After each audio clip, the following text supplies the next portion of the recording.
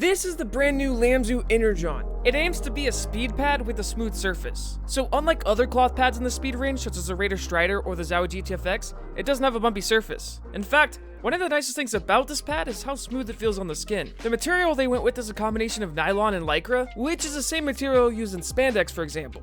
So I'm sure you can imagine this is a very pleasant texture. It's not abrasive on the skin in the slightest. Now, I've had this mouse pad for a few weeks now, and I've put it through its paces. With it being marketed as a speed pad, you know I had to try it in a game like Quake, and for the most part, it's a decent option for fast-paced games like this. But don't expect this to be anywhere near the level of speed of something like the Skypad or Vancer Ice. In terms of speed, it's a lot closer to a hybrid pad like the Cooler Master MP510 or the Zowie GTFX than it is an actual speed pad. And I should also mention that it's a pretty squishy pad too, so as soon as you put any amount of force into the pad itself, you can slow down the glide very easily, which makes it feel a lot more slow than those other mouse pads. When it came to flicking and click timing, I found it to be a very good balance between being quick and still having a healthy amount of stopping power.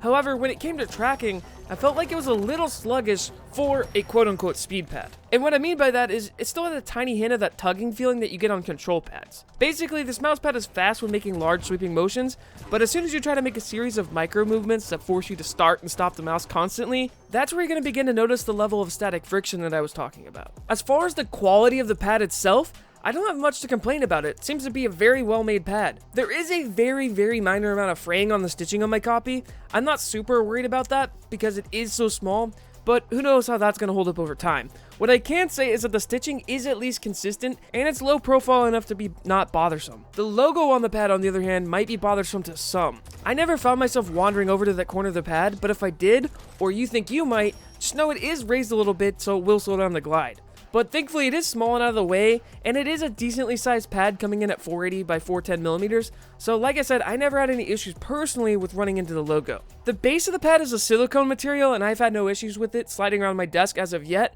but in my experience with using other mouse pads with similar bases like this one in the past, after a year or two, once dust builds up on the bottom, it can get slippery if you don't clean it from time to time. So, would I recommend this mouse pad? Yeah, I would. Actually, I did enjoy my time with it, and my aim felt pretty solid with it as well. But that said, I do want to curb expectations here a little bit. Is this a true speed pad? Well, not really. As I said, it slows down quite a lot once you put pressure into it. I think it could even work for TAC FPS games like Counter-Strike or Valorant. But when it comes to faster games, it's kinda up in the air. If you're looking for a balanced feeling that leans more towards speed, then I could recommend this to you. But if you're looking for something that's pure speed, then check out my Vancer Ice review here.